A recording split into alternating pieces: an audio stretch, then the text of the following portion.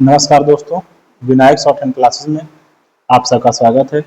आज की क्लास होगी 80 वर्ड पर मिनट की। क्लास स्टार्ट होगी 5 सेकंड में। Ready, start. सभापति महोदय, विकास की यह दीर्घकालीन चुनौती है कि हम अधिक से अधिक प्रयत्न करें और जिस प्रकार धनी और पिछड़े देशों को आपस में सहयोग करना आवश्यक है, उसी तरह विकासशील देशों को भी एक दूसरे से व्यापार और दूसरे तरीकों से सहायता देकर सहयोग करना चाहिए। हमारे लिए अपने साधन और कौशल को आपसी लाभ के लिए बांटना संभव नहीं होना चाहिए। इस प्रकार के द्विपक्षीय सहयोग का परिणाम यह होगा कि क्षेत्रीय आर्थिक सहयोग के लिए बहुत से देशों में आपस में समझौते होंगे। सामाजिक लक्ष्य सिद्ध करने के लिए आंतरिक एकता और बाहरी खतरे से मुक्ति भी बेहद आवश्यक है।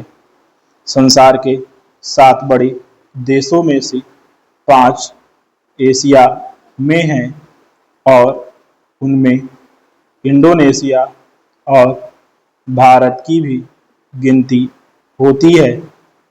हम आशा करते हैं कि हमारा सारा क्षेत्र शांति और सहयोग का क्षेत्र होगा, जिस पर किसी बाहरी शक्ति का ना तो दबाव होगा और जहां ना किसी प्रकार का तनाव और आपसी विरोध होगा।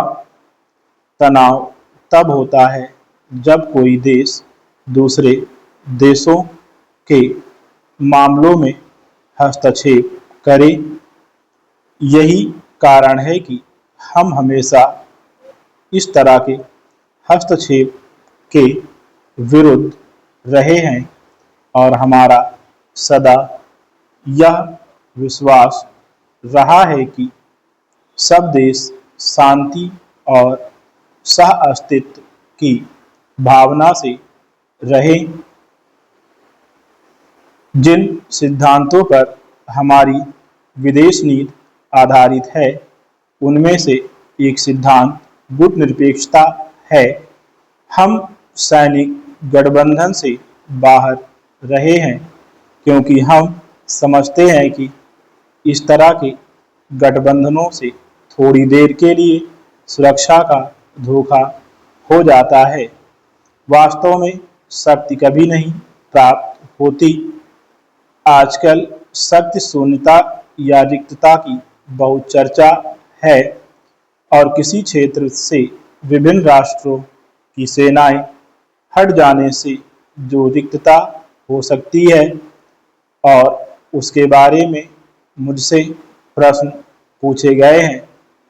मैं यह भविष्यवाणी नहीं कर सकती कि क्या होगा, लेकिन यह कहा जा सकता है कि जब अंग्रेजों ने भारत छोड़ो और हॉलैंड ने इंडोनेशिया छोड़ा तो उससे दोनों देशों में शक्ति शून्यता आ गई, लेकिन हमारे राष्ट्रों ने इसे तत्काल भर दिया।